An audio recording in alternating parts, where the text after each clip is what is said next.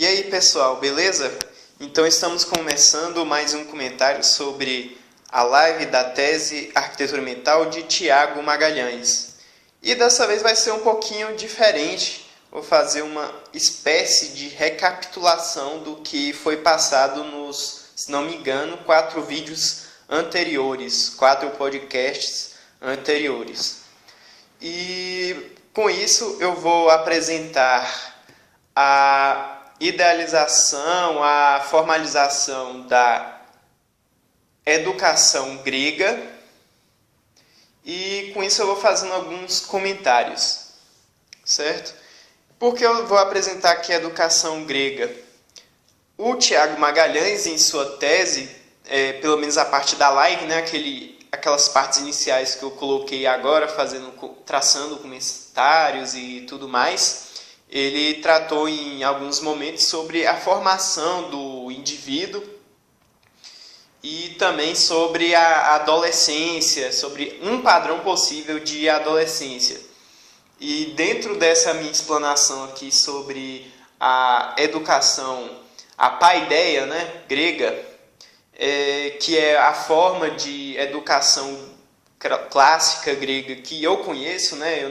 Existem outras formas de educação de outras culturas, como, por exemplo, inclusive mesmo a educação dos judeus, né? Que, inclusive, creio eu que o Tiago Magalhães tenha passado, ou ele conheça a forma de como é realizada passo a passo essa educação das crianças em uma comunidade judeia, uma comunidade israelita, melhor dizendo, uma comunidade hebraica, enfim.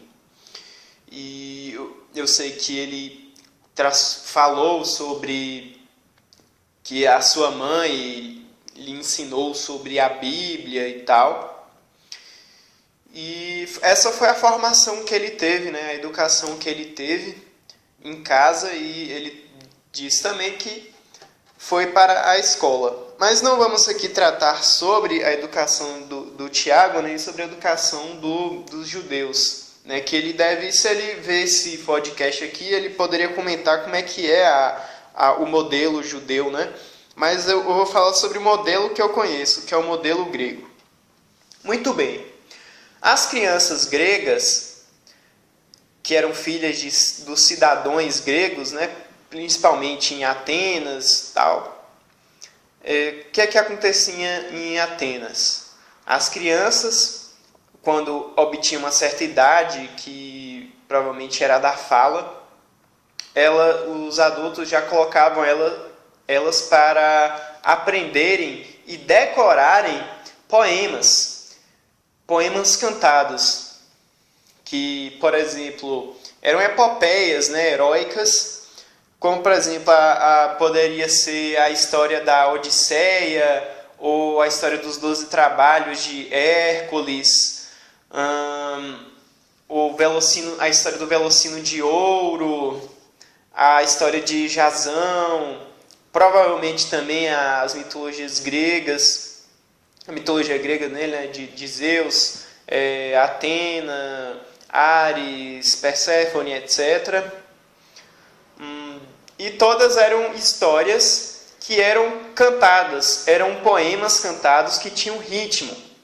E por que eram feitos isso com as crianças? Elas decoravam, né, essas histórias, decoravam mesmo. Por quê?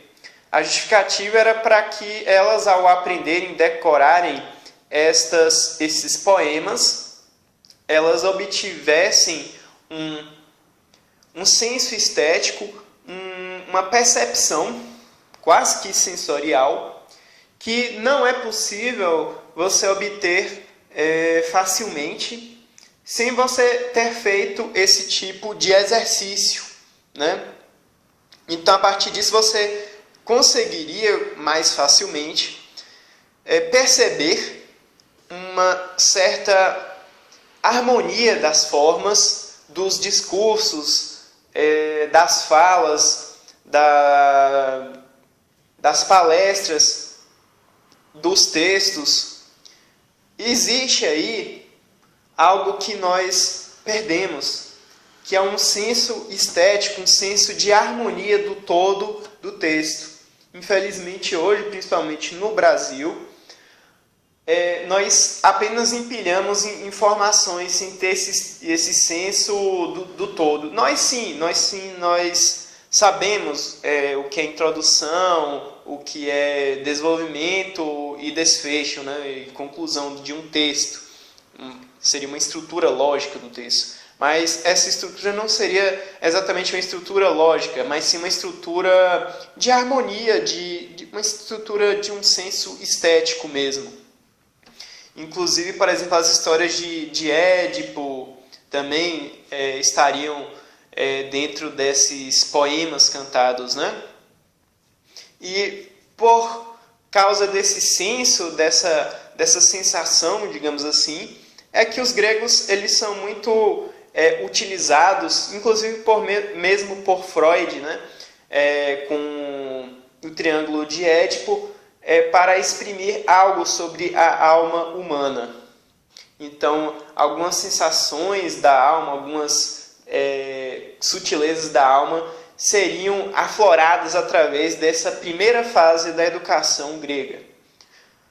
Bem, alguns que eram educados, né, faziam esse decoreba, digamos assim, desses poemas, principalmente os mais clássicos, né, da época.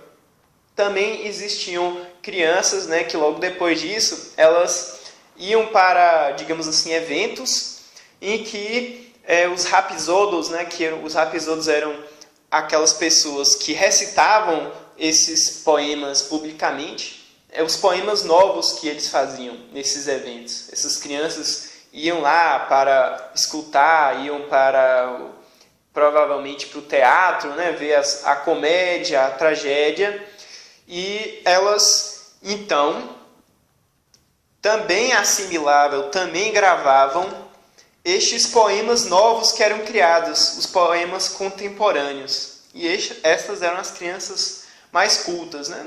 Não mais crianças, elas um pouquinho mais velhas. Depois dessa fase, as crianças aprendiam sobre as leis e sobre a ordem social da época. Se fosse, por exemplo, Atenas aqui, né? Eu estou falando mais de Atenas. Seria a democracia, como é que funcionam as leis, a ordem social, todas essas questões que são concernentes a este âmbito, né? E só depois disso que eram apresentados, que surgiram, né, essa sequência também, além das crianças aprenderem nessa sequência, foi uma sequência de desenvolvimento histórico, né? Historicamente, as pessoas tinham primeiro essa educação poética, né, e narrativa, e depois que apareceu, que surgiu essa educação civil, né, e jurídica. E logo depois também surgiram os professores sofistas, né, os famosos sofistas, que eles ensinavam a arte da retórica e da erística. E faziam com que você pudesse desenvolver um discurso, né, um discurso mais ideológico, e que você pudesse defender seus interesses. Em uma democracia, por exemplo, em Atenas, você, então, aprendendo a erística e a retórica, poderia debater e confrontar ideias no Senado, ou mesmo na praça, lá na Ágora, né? Na verdade, Senado ou Jerúsia era em Esparta e não em Atenas. E assim, as pessoas aprendiam a refutar a todas essas questões de debate, de argumentação mesmo, mas por esse âmbito. E aí é que vem um problema. Esses jovens que eram ensinados pelos sofistas, ocorria uma certa corrupção com eles, porque eles aprendiam a fazer a arte da negação do discurso dos outros, da ideologia dos outros, e fazer toda uma apresentação de ideias e de dar uma impressão de que a ideia que ele está defendendo ela é melhor, ela é mais verdadeira, ela deve ser afirmada. Porém, o que acontecia com esses jovens? Acontece justamente o que Tiago Magalhães ele falou lá acho que, se não me engano, o primeiro vídeo de comentário do podcast que eu fiz aqui. Verifique lá. Que ele fala que os jovens eles afirmam uma coisa hoje, amanhã negam e tal. E isso, que isso leva? Acaba levando a um ceticismo. Ele não acredita em mais nada. Entra dentro de um relativismo existencial, uma descrença, né, nas coisas. E isso vai resultar, inclusive, em questões psicológicas. Mas isso daí é o que foi percebido por Sócrates, que esses jovens, eles entravam dentro desse ciclo de negação, porque se você aprende a negar, aprende a arte erística, digamos assim, você vai vir uma máquina de negação. Acontece essa questão do relativismo existencial, em que você só afirma uma coisa a favor dos seus interesses. Então, se um jovem grego ele quer ter poder dentro da polis grega, ele vai, deixa eu aprender erística aqui para eu saber defender ideias. Qual ideia? Não importa. A ideia é fazer com que eu tenha o poder. E se essa ideia for inútil agora, vou trocar de ideia. E essa ideia agora que eu troquei, ela vai ser útil para eu poder ganhar mais poder, ganhar mais influência aqui dentro dessa área política da cidade. E isso foi percebido como algo muito negativo por Sócrates e também por Platão, né? E falou, nossa, e agora? Como é que a gente vai resolver isso? E foi aí que Sócrates e Platão, não se sabe se Sócrates existiu mesmo, mas acredito que sim. Mas se ele não existiu, então foi Platão, né? Criou, então, a arte da dialética, que é a confrontação das ideias, não por, eu vou afirmar a minha ideia e negar a sua, por o interesse que eu tenho, político, etc. E eu nem acredito muito nessas ideias, já acabo entrando em um ceticismo. Não, eu estou em busca da verdade. Não, peraí. Qual a ideia mesmo que é a verdadeira? Eu quero conhecer a verdade. Começa a praticar a arte da maiêutica, né? As perguntas do quid, do que são as coisas. E a partir disso, cria-se a arte dialética. Nós temos essa ideia aqui e temos essa outra acerca deste fato. Qual é a verdadeira? Vamos comparar as duas, vamos ver em diversos ângulos as duas. Qual é a mais razoável? Qual é a mais possível de ter a ideia? E aí que se cria, né, que se desenvolve a questão da tese, da antítese e da síntese. E aí você vai tendo a assíntula, né, que é como se fosse um gráfico em que cada vez que você desenvolve essa prática, essa arte da dialética, de uma confrontação de ideias, não assim para negar a ideia em favor de si mesmo, mas sim em busca da verdade, cada vez que você tem uma nova síntese, uma nova síntese, uma nova síntese a partir da tese e da antítese, você se aproximaria cada vez mais da verdade.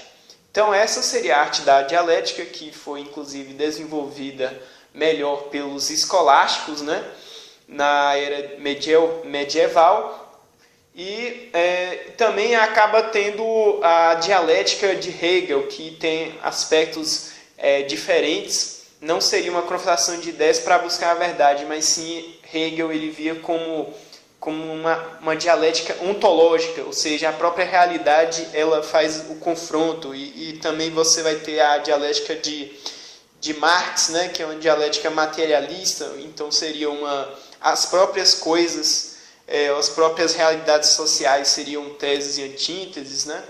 Mas isso aí já é outro desenvolvimento, mas basicamente esse foi o surgimento da dialética original, né? Então, até o momento nós temos aqui 3 fases do desenvolvimento da educação de um grego, principalmente na época clássica, né? Que é o desenvolvimento poético, literário, narrativo. Educação sobre as leis e a ordem social vigente. depois você tem o desenvolvimento retórico-erístico e depois o desenvolvimento dialético, né, que é tese, antítese, síntese em busca da verdade. E qual seria a última fase dessa educação grega ideal, né? Seria o quê? A lógica analítica, que foi desenvolvida por Aristóteles.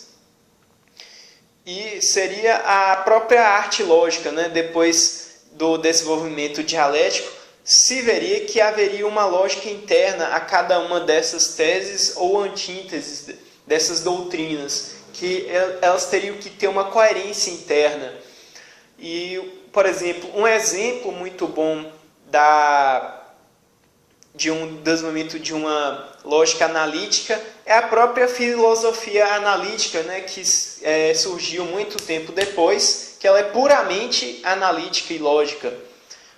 Ou também, por exemplo, no meu canal mesmo, que eu tenho no Dailymotion, o Friedrich Wilhelm, vai estar aqui na descrição o link.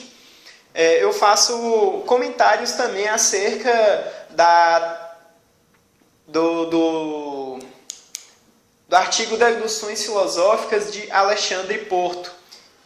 A filosofia dele tem um caráter muito analítico, né, puramente, praticamente, e dedutivo, né? Então, essa dedução lógica, essa visão analítica e estrutural lógica, né? A é A e não pode ser B, e todas essas questões é o que surgiu com Aristóteles, né? E que depois foi mais desenvolvida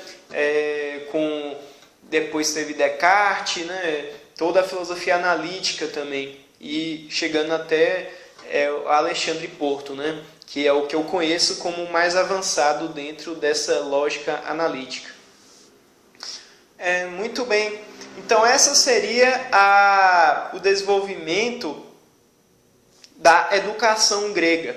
E o que é que eu gostaria de traçar como paralelo aqui com a tese de Tiago Magalhães?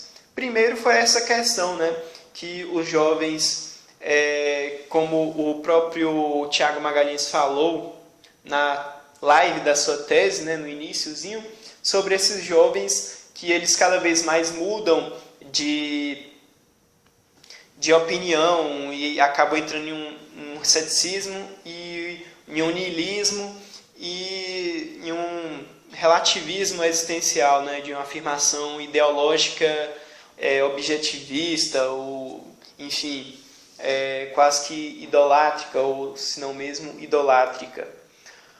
E esses jovens estariam justamente na fase da retórica, na fase erística. E creio eu que o nível da tese, se a gente comparar, né, com essa educação grega do Tiago Magalhães, seria em um nível analítico. Porém, ele utiliza muita noção poética, muito noção literária e narrativa.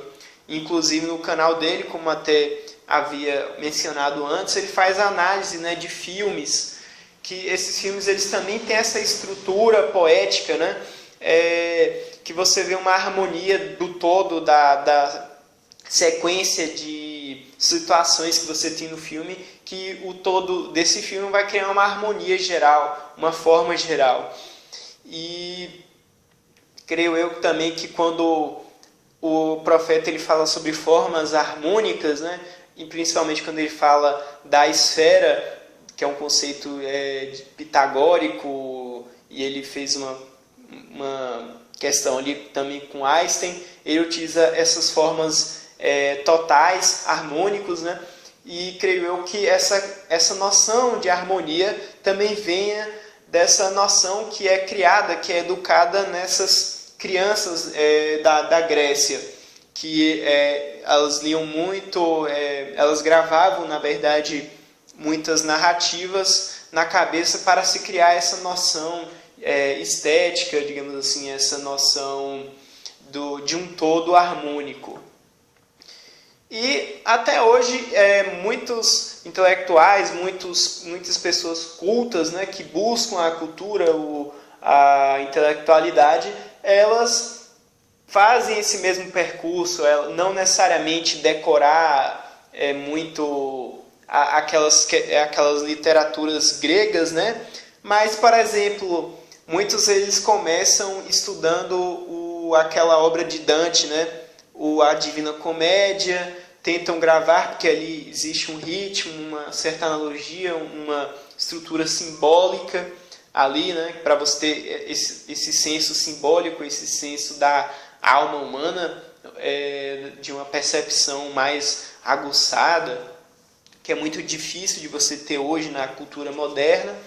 E aí eles vão aprendendo a fazer debate, a retórica, e eles vão fazendo, essas pessoas, né, que buscam intelectualidade vão buscando traçar esse mesmo percurso até hoje. E muito bem, creio eu que também, traçando novamente paralelo com o que o Tiago Magalhães fala nessa live, que essa educação que muito se falta também possa ser uma educação mais ou menos como essa da grega, né? Você tendo uma educação intelectual nos padrões gregos, te daria uma base para você ter um entendimento das coisas. E chegando até o pico da lógica analítica, você chegaria à conclusão que o Tiago Magalhães tem, que tudo é matemática, tudo é padrão matemático, tendo essa ascese intelectual, digamos assim, essa reflexão mais aprofundada e filosófica.